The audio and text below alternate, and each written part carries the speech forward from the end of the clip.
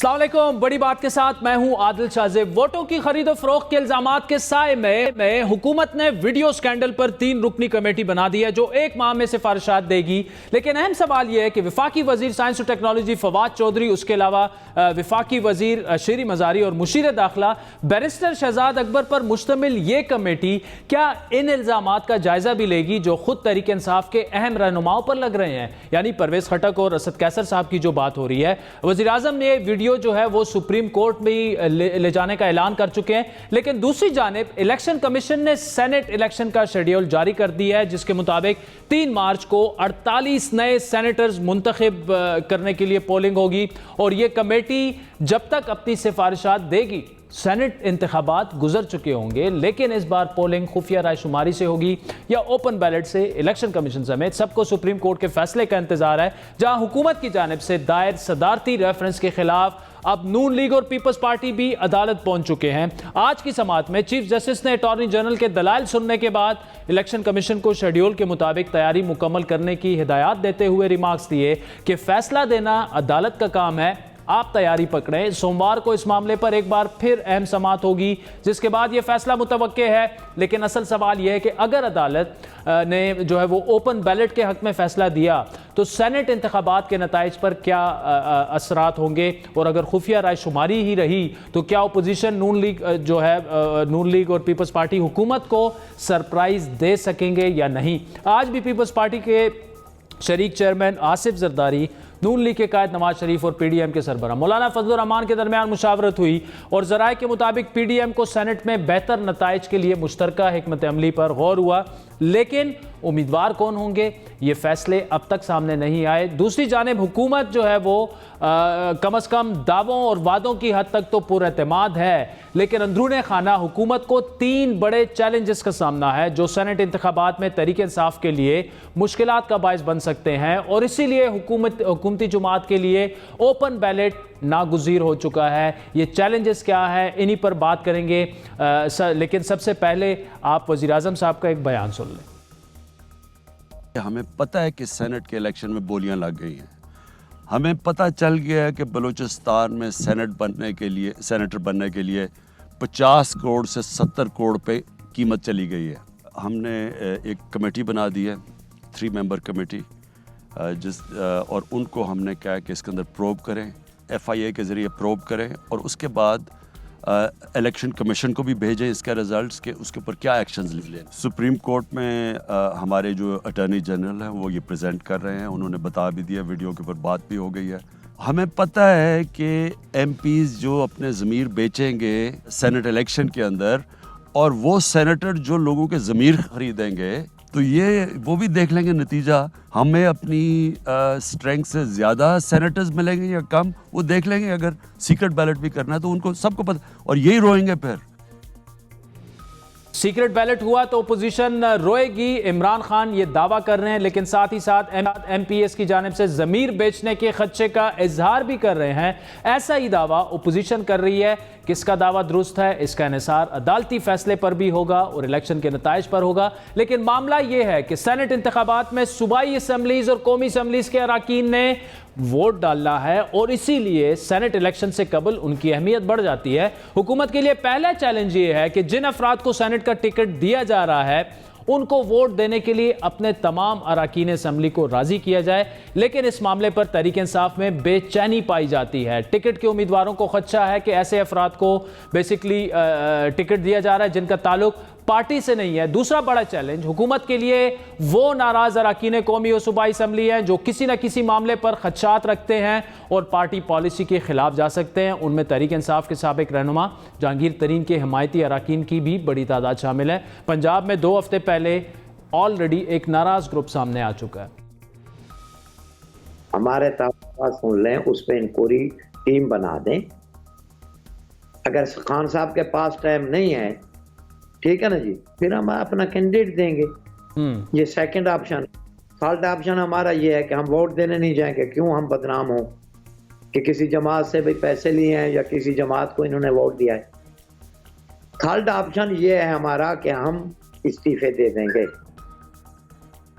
और आज ही एक और एमपीए खुरम लगारी ने भी पार्टी छोड़ने का ऐलान करते हुए दावा किया कि वो भी अकेले नहीं, मजीद लोग भी पार्टी छोड़ने वाले हैं। उनका गिला है कि वो आज़ाद हैसियत में जीते और फिर तहरीक इंसाफ में शामिल हुए, लेकिन उनके हल्के के मसाइल के हल के लिए उनके मुतालबात नहीं माने जा रहे। वज़ीर आला अपने हल्के पर फंड्स लगाते हैं, उनको नहीं देते। ऐसे में पंजाब में सेनेट इंतखाबात के नताइज हैरान कुन हो सकते हैं। हुकूमत का तीसरा बड़ा चैलेंज बलूचिस्तान असम्बली साबित हो सकती है, जहां खुद वज़ीर आज़म के मुताबिक सेनेट की एक सीट का रेट 70 करोड़ तक पहुंच चुका है। क्या इन्हीं तमाम चैलेंजेस से निपटने के लिए हुकूमत ओपन बैलेट पर जोर दे रही है? और पंजाब और बलूचिस्तान के जो सेनेट इंतखाबात हैं उनमें क्या सरप्राइजेस सामने आ सकते हैं, इसी पर गुफ्तगू करेंगे। वफाकी वज़ीर साइंस और टेक्नोलॉजी फवाद चौधरी साहब हमें ज्वाइन करेंगे, जबकि बलूचिस्तान अवामी पार्टी के रहनुमा सेनेटर अनवारुल हक काकड़ और रुकने पंजाब असम्बली खुरम लगारी, जिन्होंने हाल ही में तहरीक इंसाफ को छोड़ने का ऐलान किया है, वो इस वक्त हमारे साथ मौजूद हैं। गुफ्तगू का आगाज उनसे करेंगे। ये अचानक तहरीक इंसाफ छोड़ने का ऐलान जो है, क्या इसके पीछे कोई जाती वजह है या क्या है? और सुनने में ये आ रहा है कि आपके साथ जो है वो तकरीबन 5 मजीद एमपीएस भी हैं, तो वो 5 मजीद एमपीएस जो हैं उनमें वजीर वगैरह भी शामिल है और वो भी पार्टी छोड़ना चाह रहे हैं। जी बिल्कुल, इंशाल्लाह छोड़ देंगे। अच्छा, तो ये कब तक आप ऑलरेडी डिसाइड हो चुका है? कुछ आपने आपस में कोई म्यूचुअल एग्रीमेंट किया है कि जी सब इकट्ठे ऐलान करेंगे? सर देखें, वो कहते हैं ना, एक छोटी सी मिसाल दूंगा आपको, एक मजाकिया मिसाल दूंगा। घर वाली ना सोचती पहले छोड़ती बाद में है। अच्छा, ऐसे ही है ना जी। तो हमने अच्छा, सोचा पहले हुए छोड़ेंगे हाँ, आप। अच्छा, नहीं तो आपने अब सोच लिया है, अब आप छोड़ रहे हैं पाकिस्तान तहरीक इंसाफ को, लेकिन वजह क्या बनी? क्योंकि तब्दीली के नाम सर पर जरा छोड़ेंगे जी सर। जी तब्दीली के नाम पे हमें सिर्फ इस्तेमाल किया गया ना यूथ को सर। सर तब्दीली के नाम पे यूथ को इस्तेमाल किया गया है, और मैं अब यूथ की आवाज लेके निकला हूं और निकलूंगा। लेकिन कुछ कंक्रीट तो खुरम साहब होना। देखिए, मैं आपसे इसलिए पूछ रहा हूं खुरम लगारी साहब, आप खुद भी you are a young man, आपसे इसलिए मैं इंटरेस्टेड हूं क्योंकि तहरीक इंसाफ तब्दीली के नाम पर वो आई थी इक्तिदार में, लेकिन ये ऐसे तो नहीं है जिस तरह एमपीएस जो हैं वो वजारतों और फंड्स के लिए नाराज हो जाते हैं फिर दोबारा आ जाते हैं। ये वो वाला मामला तो नहीं है। मेरी बात सुने, मैं अपनी यूथ के लिए निकला हूँ। मेरी यूथ को oblige किया जाएगा तो ठीक है, मेरी कोई ख्वाहिश ख्वाहिशात नहीं है, मेरी कोई लालच नहीं है। ये पुराने सियासतदानों को जाके लालचे दें। मेरी इज्जत होगी मैं पार्टी में रहूंगा, इज्जत नहीं होगी तो भाड़ में जाए पार्टी भी। और बताएं। नहीं, लेकिन क्या आप लेके आऊं? मुझे तो पीटीआई ने कोई वफा नहीं की ना। मैंने किसी ने नहीं की लगारी साहब। पीटीआई की मेरे साथ कोई वफा नहीं है, मेरी पीटीआई के साथ वफा जरूर है। जी सर, ठीक है। नहीं, आपकी पार्टी में इज्जत किसने नहीं की? बुजदार साहब ने नहीं की, खान साहब ने नहीं की, गिला किससे आप? सर यूथ की इज्जत है ही नहीं, यूथ सिर्फ इस्तेमाल हो रही है, सीधी सी बात है। हमें या डंडे उठवाए जाते हैं, धरदू में नारे लगवाए जाते हैं, या वोटर्स निकलवाने के लिए इलेक्शन दिनों में काम आया जाता है। आज टैगर फोर्स बनाई गई, कौन सी टैगर फोर्स को पे की जाती है यार? वो बेचारे घर बार छोड़े, काम ना करें, स्टडी छोड़ दें, वो रूल के सिर्फ वोट इकट्ठे करते रहे। क्यों भाई आप भी भला क्या किया उनका, ये बताएं। तो ये तब्दीली के नाम पे आप समझ रहे हैं कि धोखा हुआ है अवाम के साथ, नौजवान के साथ? मेरी बात सुने सर। जी बिल्कुल नौजवानों के साथ धोखा हुआ है। यार हमारा ये बताओ, साउथ पंजाब किधर है ये बताओ, पहला सवाल ये है। तो साउथ पंजाब उधर ही है जिधर बुजदार साहब है। साउथ पंजाब से पहला चीफ मिनिस्टर वो बना है। वो तो क्लेम कर रहे हैं कि मैं ठीक है अपने हल्के में ज्यादा काम किया, लेकिन वो कह रहे हैं मैंने तो साउथ पंजाब की शक्ल बदल दी है। कहां बदली है? मुझे एक हल्के की नजर आ रही है जहां पे 77 अरब रुपए की करप्शन हुई होगी। 70 अरब रुपए की करप्शन फंड देके वहां करप्शन होगी, खत्म। कहां गया? देखिए 77 अरब जब आप एक जगह पे फंड लगाते हो तो करप्शन ही होती है भाई, और क्या है? तो आपके जो मेरे भाई, अच्छा, अगर मैं वहां पे मैं सीएम। जी बोलिए आप। जी आप बोले, आप क्या कह रहे थे? अच्छा, मैं ये कह रहा हूं कि अभी आपने उसूली तौर पर फैसला कर लिया है तहरीक इंसाफ छोड़ने का, लेकिन क्या आप जो ये कहा जा रहा है कि 4-5 मजीद MPAs भी हैं खान जो साहब से आखिरी मुलाकात करके, अच्छा खान साहब से मैं आखिरी मुलाकात करके उनके फेस टू फेस 3-4 सवालों का जवाब लेके मैं खैर बात कह दूंगा।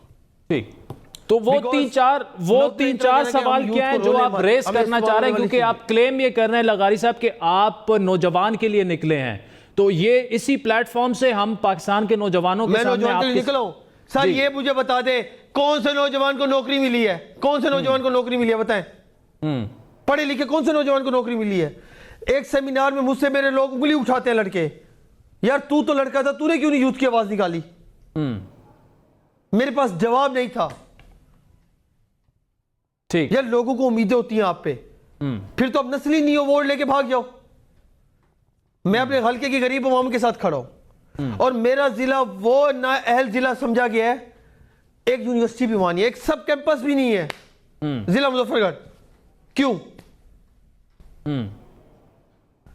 यहां पे इवन के सूबाई वजीर इसी जिले में नहीं है, बाकी हर जिलों में वजीर है। और बताएं, नहीं अगर आपको वजीर बना दिया जाए तो फिर तो आप रिप्रेजेंट कर सकते हैं ना नौजवान को भी इसी काबीना में, तो आप पार्टी में ही रहे, आपको वजीर बना दिया जाएगा। एक बात बताऊं जी, आपको एक बात बताऊं, ये वजारतें, ये झंडे मैंने अपने बाप दादा से देखी हैं। ठीक है, मुझे हसरत नहीं है। मेरा तीसरी नस्ल अगर असेंबली में आ रही है कि अवाम की खिदमत करते हैं तो मैं भी आया बैठा हूं। पहले दादा फिर बाप और अब मैं, वरना अवाम हमें भी ठोकर मार देती। ठीक, अच्छा लगाई साहब ये बताइएगा कि क्या सेनेट इंतखाबात में आप लोग क्या करेंगे, और आपकी तरह क्या बाकी MPAs की भी यही शिकायत? सर हम वोट ही नहीं देंगे। अच्छा सर वोट नहीं देंगे। पीटीआई के साथ वफा करें ना, ताकि ये तो इल्जाम ना खाए ना आखिर में कि जी अपने मफाद के लिए थे।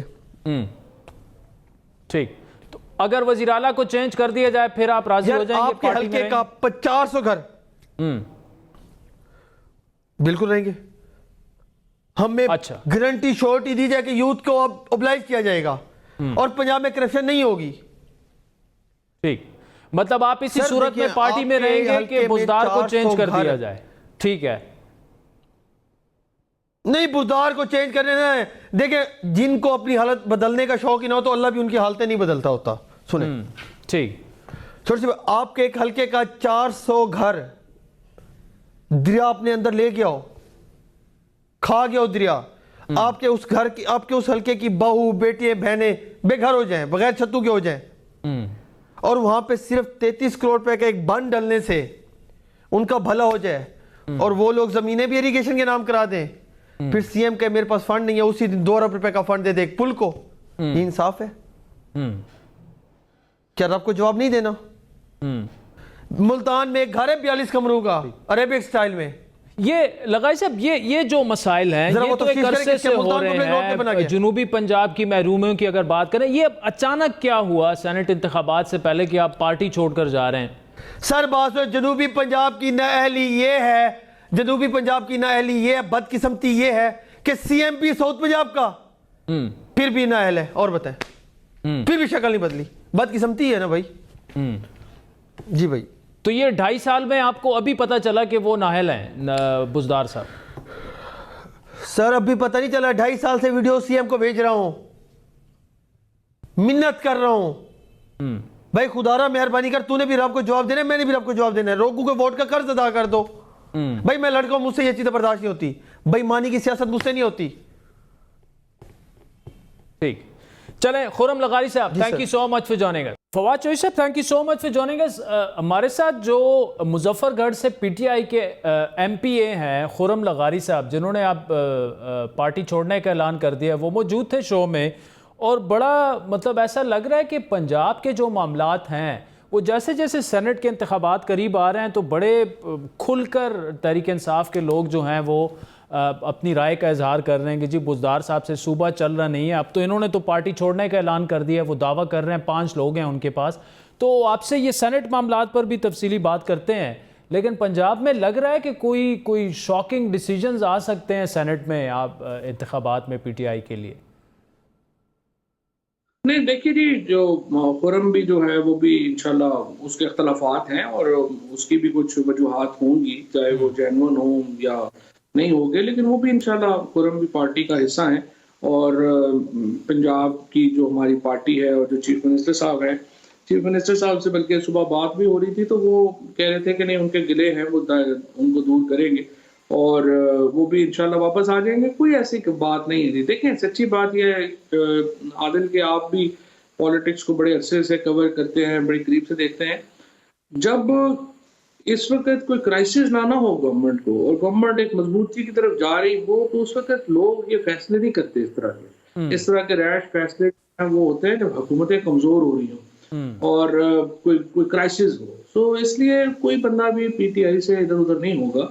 किले शिकवे लड़ाइयां झगड़े वो तो देखें हर लेवल के ऊपर एक ना एक। आप तो कह रहे हैं हुकूमत मजबूत हो रही है, लेकिन जो लग रहा है सामने, इससे पहले 25-30 MPS का ग्रुप जो आया, डीजी खान के MPA उसको लीड कर रहे थे, अब ये कह रहे हैं 5 उनके साथ है। लेकिन ये जो बातें कर रहे हैं कि बुज़दार साहब से सूबा चल रहा नहीं, उससे तो कहीं से रिफ्लेक्ट नहीं हो रहा कि पंजाब हुकूमत मजबूत हो रही है, कमज़ोर नहीं हो रही।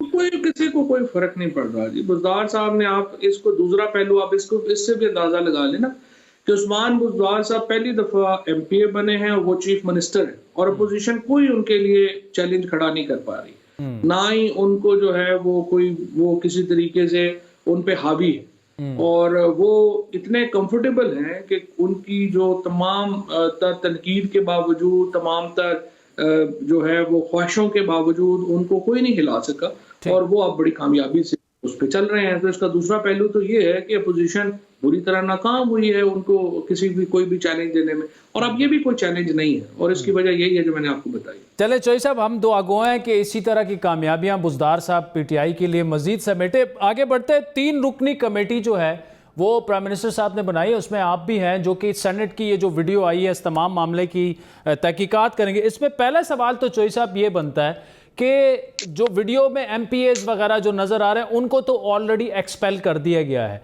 लेकिन जो वो लोग इल्ज़ामात लगा रहे हैं कि परवेज़ खटक साहब ने पैसे लेकर टिकट बेचे, फिर करोड़ उनको भी दिए, असद कैसर साहब स्पीकर हाउस इस्तेमाल करने की बातें हो रही हैं, क्या इन इल्ज़ामात की भी तहकीकात होंगी?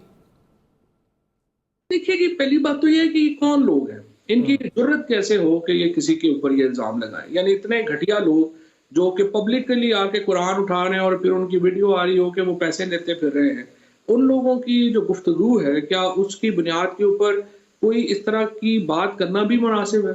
जिनका मॉरल करैक्टर नहीं है, उनको ऑडेसिटी है कि वो इस तरह की गुफ्तगू करें। और जो लोग परवेज खट्टक को जानते हैं, असद कैसर को जानते हैं और इन लोगों को जानते हैं, उनको अच्छी तरह पता है कि वो क्या किधर खड़े हैं और असद कैसर और परवेज खट्टक किधर खड़े हैं। तो मेरा नहीं ख्याल कि इसकी कोई जरूरत भी है और यकीनी तौर के ऊपर इसके ऊपर ना कोई कार्रवाई की जरूरत है, ना इवन इनकी बात भी सुनने की कोई जरूरत है। ठीक है, मतलब इसका मतलब ये हुआ, ये जो कमेटी बनी है तो फिर ये चोई साहब किस चीज की तहकीकात होंगी? वीडियो में तो सारे आ गए, क्या वीडियो की फोरेंसिक्स होंगी कि ये ठीक है नहीं है ठीक, तहकीकात होंगी किस चीज की? फिर कोई नहीं, वो तो वीडियो तो सबके सामने है, उसकी क्या फोरेंसिक करनी है।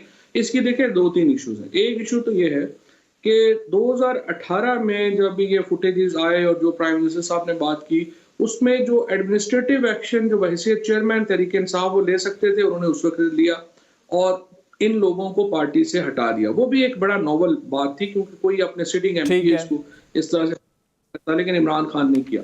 अब ये जो फुटेज आ गई है, अब ये क्रिमिनल लायबिलिटी को प्रूव करती है और अब जरूरी है कि देखा जाए कि इनके खिलाफ क्रिमिनल लायबिलिटी कहाँ पे फॉल करती है। क्या इनके खिलाफ जो हमारी पुलिस है वो जाए, या NAB जाए, या FIA जाए। और इसी तरह से ये भी देखना जरूरी है कि जिन लोगों ने वोट दिए और जो इनके वोटों से इलेक्ट होके ऐवान बाला में पहुंचे और वो इतने पैसे लेके उन्होंने जो है ये वोट खरीदे, क्या उनको ऐवान बाला में रहने का हक है? क्या उनको सेनेटर रहने का हक है? तो देखते हैं कि उनके खिलाफ हम क्या कार्रवाई जो है वो ला सकते हैं। अच्छा, ये तो बड़ा इंटरेस्टिंग पॉइंट है फिर चोई साहब, उनको भी बिल्कुल होना चाहिए। और आप यकीनी तौर पर पीपल्स पार्टी के जो 2 सेनेटर्स हैं उनकी जानिब इशारा कर रहे हैं, लेकिन जो PTI के 4 सेनेटर्स ऐसे इलेक्ट हुए जिनके बारे में कहा जाता है कि पार्टी से उनका कोई रिलेशन नहीं था, पैराशूटर्स थे, वो भी पार्टी फंडिंग करके जो है पार्टी में अंदर दाखिल हुए, तो क्या उनको भी मुस्ताफ़ी होना चाहिए और उनसे उसकी भी तहकीकात होंगी कि क्या वाकई किसी ने पैसे लिए?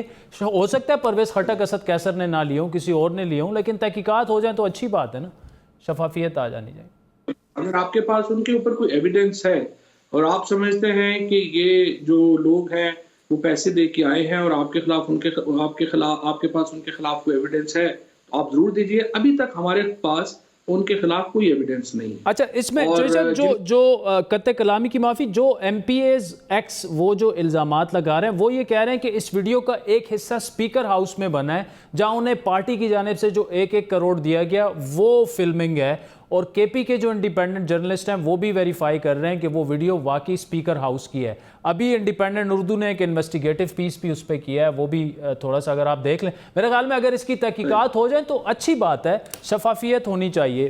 This is what PTI stands for. बात तो है ये है कि वो लोग जो भी बात करते हैं उनकी कोई हैसियत नहीं, क्योंकि उनकी मॉरल अथॉरिटी नहीं है कि वो आके इस किस्म की बात कर सके, और ना ही हम उनकी बात कुछ जो है इसके को वजन देने को तैयार है। नंबर 2, जिन लोगों ने भी KP हाउस का स्पीकर हाउस देखा हुआ है उनको पता है कि ये KP का स्पीकर हाउस नहीं है। और तीसरी बात यह है, जो भी इसको ट्विस्ट देने की कोशिश कर रहे हैं वो भी हमें पता है कि वो किस एजेंडे पे काम कर रहे हैं। लिहाजा हम बिल्कुल सादी बात है, हम देखेंगे कि जिन्होंने पैसे लिए हैं इनके खिलाफ क्रिमिनल केस जो है लायबिलिटी कहाँ पे चलानी है, और जो सेनेटर इनके पैसों से बने हैं उनको देखते हैं कि उनको सेनेट उनसे निजात कैसे। ठीक है, और चोई साहब ये लेकिन आपने कह दिया है कि यू आर ओपन, अगर किसी के पास कोई एविडेंस है तो वो आपके साथ शेयर करें, इफ इट्स वर्थ इन्वेस्टिगेटिंग तो आप उसको करेंगे, ये तो आप कह रहे हैं ना? जरूर। ठीक है। अच्छा, इसमें चोई साहब 1 महीने में आपने इंक्वायरी करके रिपोर्ट सामने लानी है, वो 10-11 मार्च बन जाता है।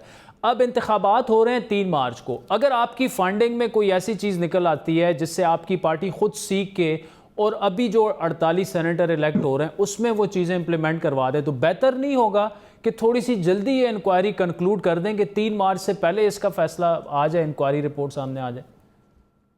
नहीं, हमारी इंक्वायरी का सेनेट के इन इलेक्शन से तो कोई ताल्लुक नहीं है। इसकी तो जिस तरह से मैंने आपको बताया कि देखना है कि क्रिमिनल लायबिलिटी किस एजेंसी को जो है वो हवाले की जाए, खैबर पख्तूनख्वा पुलिस करे या FIA करे या नायब करे, और दूसरा ये कि वो जो सेनेटर्स जो इनके पैसे वोटों से इलेक्ट हुए हैं पैसे दे करके, उनके खिलाफ जो है आर्टिकल 63 की कार्रवाई कैसी जाए, उसका सेनेट के इलेक्शन से कोई ताल्लुक बनता नहीं। ठीक है। अच्छा चोई साहब, आपने आज एक बड़ा इंटरेस्टिंग कॉलम भी लिखा और मेरा सवाल इसी से अब जुड़ा हुआ है कि अगर तो सेनेट इंतखाबात ओपन हो जाते हैं, शो ऑफ हैंड में होते हैं, तो उसमें एटलीस्ट उसके जो नाकिद हैं वो ये कहते हैं कि वो फिर हमारी पार्टीज़ में तो जमहूरियत है नहीं, जो भी पार्टी आप उठा लें डिक्टेटरशिप है, लीडरशिप जो फैसला करेगी वही होना है, पैराशूटर्स फिर उतर आएंगे, नीचे पैसे MPAs को नहीं देंगे, ऊपर इस्तेमाल हो जाएंगे। एक एतराज़ ये है, अगर वो सीक्रेट बैलेटिंग से होता है तो वही जो इस तरह के MPAs पैसे लेते हैं वो मामला होगा।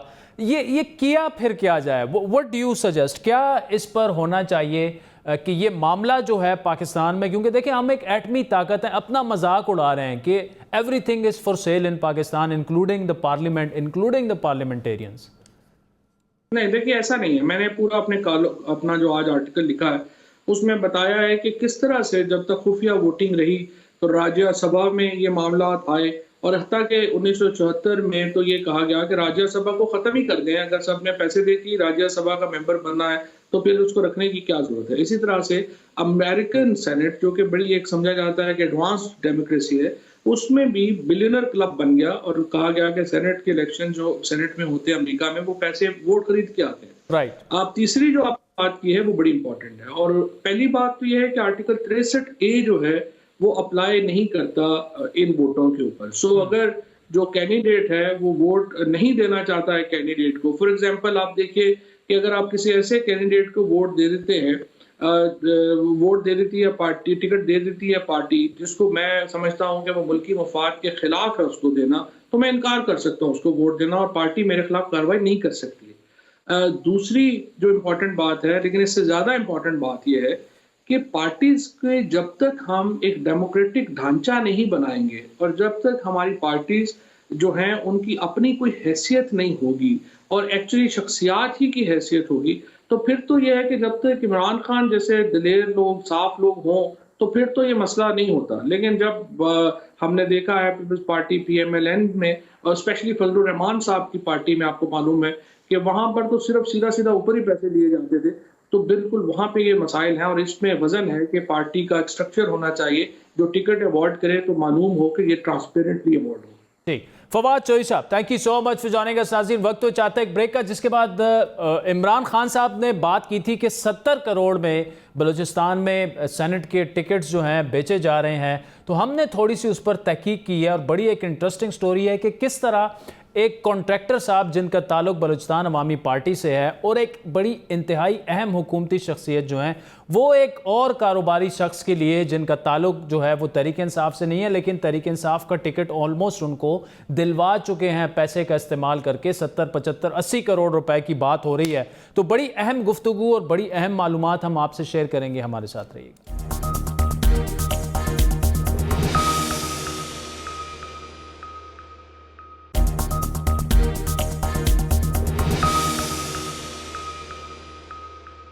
Welcome back. राजी, ब्रेक से पहले आपने फवाद चौधरी साहब को डिटेल में सुना और पंजाब से जो PTI के नाराज़ MP हैं जिन्होंने आज अभी शो में ऐलान भी कर दिया कि वो पार्टी छोड़ के जा रहे हैं, खुर्रम लगारी साहब। सेनेट के मामलात पर ही बात करेंगे। खुद प्राइम मिनिस्टर इमरान खान साहब ये इंकशाफात कर रहे हैं कि बलूचिस्तान में सेनेट की एक सीट जो है उसका रेट 70 करोड़ तक पहुँच चुका है। अब यहाँ पर सवाल ये है कि बलूचिस्तान अवामी पार्टी की वहाँ पर हुकूमत है, तहरीक इंसाफ की हुकूमत है, आपस में इत्तेहादी भी हैं। तो इसी पर हम तफसीली गुफ्तगू करेंगे। बलूचिस्तान अवामी पार्टी में सेनेट में पार्लिमानी लीडर हैं बाप के, हमारे साथ मौजूद है सेनेटर अनवारुल हक काकड़ साहब। काकड़ साहब, बहुत बहुत शुक्रिया। Thank you. 70 करोड़ रुपए में आपके सूबे में एक एक सीट बिक रही है, हुकूमत आपकी है, ये कहाँ सोए हुए हैं आप लोग? किसको बेच रहे हैं और क्या हो रहा है? Prime minister, sitting prime minister ये कह रहा है अपनी हुकूमत के बारे में। अपनी हुकूमत के बारे में नहीं, पाकिस्तान के पॉलिटिकल कल्चर के बारे में। And I take pain in admitting this fact कि बात फैक्चुअली दुरुस्त है कि इस तरह माजी में भी होता आ रहा है, बदकिस्मती से अब भी हो रहा होगा जिस वक्त हम ये गुफ्तगू कर रहे हैं। मैं मैक्सिमम ये कह सकता हूँ कि I am not party to it, लेकिन मैं डिनाइल में जाऊं और कहूं कि नहीं इस तरह नहीं होता है तो I would look like a clown and I don't want to look like a clown. देखिए सर, आपकी गवर्नमेंट है वहाँ पर, जाम कमाल साहब आपके CM हैं, तो क्या उनकी छतरी के नीचे सब कुछ हो रहा है? देखिए, मैं फिर दोबारा आपको मौदमाना गुजारिश करता हूँ, इसमें जिस तरीके का मैकेनिज़्म है, जिस तरीके से इलेक्टोरल प्रोसेस है, how to bring in people in the house of federation, उसमें कोई भी एडमिनिस्ट्रेटिव, चाहे चीफ मिनिस्टर हो, चीफ एग्जीक्यूटिव या prime minister of the country हो, क्या कर लेगा? ये इलामिंग इसलिए है, मेरे पास बड़ी मुसद्दिक़ इत्तलात हैं कि आपकी पार्टी, बलूचिस्तान अवामी पार्टी के एक कॉन्ट्रैक्टर साहब जो आपकी पार्टी में शामिल हैं, वो लॉबिंग कर रहे हैं और तकरीबन 70 करोड़ 80 करोड़ तकरीबन इतना है अमाउंट, उसमें सौदा हो चुका है पाकिस्तान तहरीक इंसाफ के टिकट का एक ऐसे दूसरे कॉन्ट्रैक्टर के लिए जिनके बिजनेसेस सारे इस्लामाबाद में। मैं नाम तक आपको बता सकता हूं, लेकिन मैं अभी फ़िलहाल उस पर नहीं जाऊंगा। देखिए जी, मुझे स्पेसिफिक केस या इंडिविजुअल के बारे में जिस तरह आप बयान कर रहे हैं, मैं I am not privy to the information, लेकिन आप जानते हैं हमारे पॉलिटिकल कल्चर को, बहुत सारे मुख्तलिफ पार्टियों के प्लेटफॉर्म से मुख्तलिफ दोस्तियाँ होती हैं, मफादात होते हैं। अगर ऐसा हुआ है या होने जा रहा है तो मेरे सर होने जा रहा है, मैं आपको बता रहा हूँ, अभी से बता रहा हूँ। I am not privy to unless के खान साहब वहाँ पे इंटरवीन करें और वो टिकट अपनी पार्टी के वो खुद जारी करें, ये तकरीबन सौदा हो चुका है। देखिए, ये बात ऐसी है जो कि इंफॉर्मेशन बेस्ड है और आप ये क्लेम कर रहे हैं कि आपके पास मुसद्दिक़ा इत्तलात हैं। मेरे पास ऐसी कोई इत्तला नहीं है, अगर होती तो मैं ज़रूर उस पर कमेंट करूंगा। मैंने देखिए, चूंकि इसका ताल्लुक तो आपकी पार्टी से नहीं है, PTI के जो बलूचिस्तान के बड़े अहम लोग हैं उन्होंने ऑफ द रिकॉर्ड मुझे कहा कि बिल्कुल आपकी इंफॉर्मेशन दुरुस्त है, लेकिन nothing we can do. Ticket हमने डिसाइड नहीं करना, पार्टी हमारी है, लेकिन अनफॉर्चुनेटली हम डिसाइड नहीं कर रहे। देखिए, ये ज़्यादा मुनासिब होता कि अगर PTI के कोई तर्जुमान आकर इस पर कोई ऑफिशियल पोजीशन लेते या उनकी जो सूबाई क़यादत है वो इस पर कोई वाज़े मौक़िफ़ के सामने आती तो बेहतर था। लेकिन आज भी मेरी खुशगुमानी है प्राइम मिनिस्टर इमरान खान से। ठीक है, आइडियल सिचुएशन नहीं है, बदकिस्मती से this is a bad culture of political culture का हिस्सा है हमारे, बुरा दुरुस्त नहीं है, लेकिन अगर ऐसा है तो अगर किसी से मैं उम्मीद रखता हूं तो वो प्राइम मिनिस्टर इमरान खान ही है। इमरान खान साहब सारे फैसले तो खुद नहीं कर सकते, उनके जो भी लोग आगे होते हैं डीलिंग तो सारी वही करते हैं ना। उनको तो फिर बाद में टीवी से पता चलता है, वीडियो सामने आती हैं तो उनको पता चलता है। एंड द जोक इसके उनके जो तर्जुमान हैं वो तो उनको डिफेंड तक नहीं कर सकते। तो एटलीस्ट आप जैसे लोग अगर वो 2-3 शामिल कर लें अपने साथ तो वो ज़्यादा बेहतर होगा, क्योंकि ऑनेस्टली मैंने जो आज बलूचिस्तान में जो कुछ हो रहा है तहरीक इंसाफ के टिकट के साथ, मैं तो बिल्कुल लरस गया कि यार 70-80 करोड़, और प्राइम मिनिस्टर खुद कह रहे हैं, मतलब वो भी बेबस हैं यहाँ पे। देखें ये एक फैक्चुअल पोजीशन है कि हमारे यहाँ दोबारा मैं कहूँगा जो वर्स्ट पॉलिटिकल कल्चर है, not bad, worst political culture जो है वो अपने आप को एग्जिबिट करता है सेनेट के इलेक्शन के दौरान। और सेनेट के इलेक्शन में ऐसे फाइनेंशियल विज़र्ड सामने आ जाते हैं जो पूरे पाकिस्तान में, सिर्फ बलूचिस्तान में नहीं, मुख्तलिफ जगहों पे, हमारे यहाँ ज़्यादा KP यार फाटा में भी होता था ये। बलूचिस्तान अवामी पार्टी का जो है वो अभी तक तो कोई ऐसी चीज़ सामने नहीं आई, लेकिन किस तरह टिकट्स कौन डिसाइड करेगा? क्या उधर भी उसी तरह होगा कि 70 करोड़ में एक पैराशूटर नीचे उतर आएगा और वो ले जाएगा? हमारे यहाँ मैं पिछले 3 दिन क्वेटा में था और मैं भी उस कमेटी का हिस्सा हूँ। हमारे यहाँ हमारे जो चीफ मिनिस्टर हैं और पार्टी हेड हैं उन्होंने एक बॉडी कॉन्स्टिट्यूट की कमेटी जिन्होंने लगभग 70 के करीब जो अफराद थे उनको इंटरव्यू किया। इंटरव्यूज़ के नतीजे में हमने अपने कमेंट्स रिकमेंड किए। फिर हमारी एक कोर कमेटी है, वो कोर कमेटी इन तमाम एप्लीकेशंस को स्क्रूटनाइज करेगी और स्क्रूटनी के बाद एक फ़ाइनल शेप या फाइनल रिकमेंडेशन जो कैंडिडेट्स के हवाले से है उसके साथ आएगी। तो हमने एटलीस्ट एक छोटा सा प्रोसेस ज़रूर अडॉप्ट किया है। अच्छा, मुझे काकड़ साहब, चूँकि बार बार तहरीक इंसाफ के जो अपने लोग हैं बलूचिस्तान के, वो फ़िलहाल इस पर बात नहीं करना चाह रहे थे, लेकिन चूँकि आप रेलेवेंट भी हैं और आपके वो वहाँ पर भी इत्तेहादी हैं, यहाँ पर भी इत्तेहादी हैं, यहाँ से भी एक अहम हुकूमती शख्सियत, ज़िम्मेदार हुकूमती शख्सियत ये टिकट्स के मामले को मॉनिटर कर रही है, पैसों के मामले को मॉनिटर कर रही है। ये बड़ा it's very alarming. I don't know कि खान साहब, हम तो ट्वीट कर सकते हैं, प्रोग्राम में ये बात कर सकते हैं, और मैं बार बार कह रहा हूँ कि कम अज़ कम पुख्तूनख्वा में तो जो होगा वो तो देखा जाएगा, वो मॉनिटर कर रहे हैं, करीब भी है। बलूचिस्तान के जो PTI के मामलात हैं सेनेट के, वो उन्हें अपने हाथ में लेने चाहिए, वरना बहुत ही एम्बैरेसिंग पोजीशन बनेगी इमरान खान। अच्छा, as far as I know the prime minister, मेरा नहीं ख्याल कि वो इस मिजाज के हैं कि he would like that he would lose the control. He is someone who would try to retain the control and rightly सो।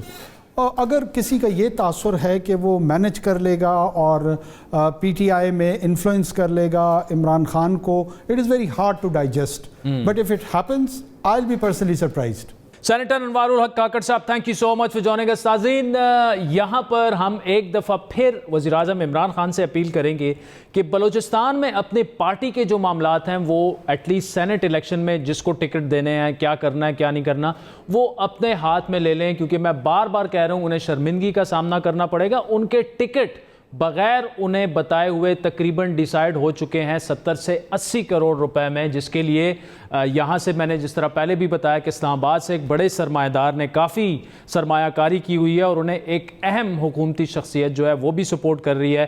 तो ऐसे ना हो कि नताइज जैसे ही आएँ, और ख़ान साहब को जिस तरह KP में शौक लगा था, 2 सेनेटर पीपल्स पार्टी इलेक्ट करा गई थी, तो बलूचिस्तान में भी एक ऐसा शौक जो है वो कहीं उन्हें मज़ीद शर्मिंदगी का सामना ना करना पड़े। वक्त वो चाहता है एक ब्रेक का, जिसके बाद सुप्रीम कोर्ट में आज बड़े एक अहम केस की समाअत हुई, उस पर आपसे तफसीली गुफ्तगू करेंगे ब्रेक के बाद।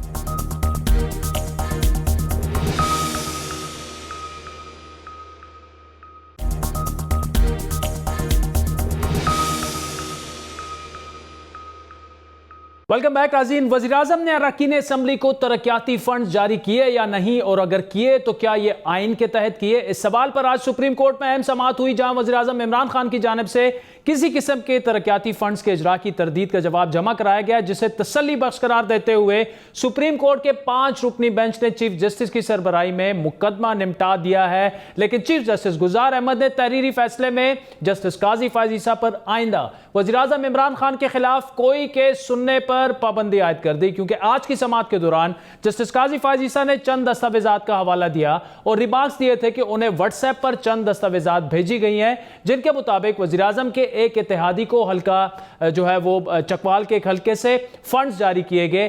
तहरीरी फैसले में चीफ जस्टिस ने यह लिखा है कि जस्टिस काजी फायज ईसा ने नामालूम जरिए से वसूल शुदा व्हाट्सएप पैगाम का हवाला दिया, लेकिन जस्टिस काजी फायज ईसा खुद भी यकीन से नहीं कह सकते कि नामालूम नंबर से वसूल शुदा जो दस्तावेजात हैं वो असली हैं या नहीं। अटॉर्नी जनरल ने भी दस्तावेजात के मुस्तनद होने पर सवाल उठाया था। चीफ जस्टिस ने इससे पहले समाअत के दौरान भी जस्टिस काजी फायज ईसा और वज़ीर-ए-आज़म का एक केस में फरीक होने का हवाला दिया था। फैसले में चीफ जस्टिस ने लिखा है कि गैर जानिबदारी और बिला तासुब इंसाफ की फराहमी के उसूल को मद्देनजर रखते हुए वज़ीर-ए-आज़म इमरान खान के खिलाफ केस जस्टिस काजी फायज ईसा नहीं सुन सकते। अहम मामला है जिसमें सुप्रीम कोर्ट के मुअज़्ज़ज़ जजेस में इख्तिलाफ राय के साथ साथ अहम सवाल ये पैदा हो चुका है कि क्या ये मामला अब ख़त्म हो गया है। वज़ीर-ए-आज़म इमरान खान की जानिब से तरक्याती फ़ंड्स के इजरा की जब खबर चली तो उस वक्त हुकूमत ने उसकी तरदीद क्यों नहीं की, सुप्रीम कोर्ट के नोटिस के बाद ही तरदीद क्यों की गई। ये बात भी अहम है कि आज ही तहरीक इंसाफ के रुकन सिंध असम्बली और अपोजिशन लीडर खुर्रम शेर ज़मान ने एक ट्वीट की जिसमें यह तहरीर है कि हमारे MPA कराची के एक MPA ने शाह रसूल कॉलोनी के फ़ंड्स को वहाँ वज़ीर-ए-आज़म के ने उनको फ़ंड्स दिए और वहाँ की गलियाँ उन्होंने पक्की करवाई, जबकि सिंध हुकूमत कराची पर तवज्जो नहीं दे रही। इस ट्वीट का अहम हिस्सा वज़ीर-ए-आज़म की जानिब से सिंध के MPA को फ़ंड्स जारी करना है। सवाल यह है कि अगर वज़ीर-ए-आज़म के सुप्रीम कोर्ट में दायर करदा जवाब को दुरुस्त माना जाए तो उनकी जानिब से किसी को फ़ंड्स नहीं दिए गए, फिर खुर्रम शेर ज़मान किन फ़ंड्स का जिक्र कर रहे हैं और वो किस वज़ीर-ए-आज़म की बात कर रहे हैं। आज के प्रोग्राम पर आपके फीडबैक के मुंतज़र रहेंगे। हमारा ट्विटर हैंडल है @बड़ी बात। मुझे मेरी टीम से मेरी इजाज़त दीजिए। हाफ़िज़।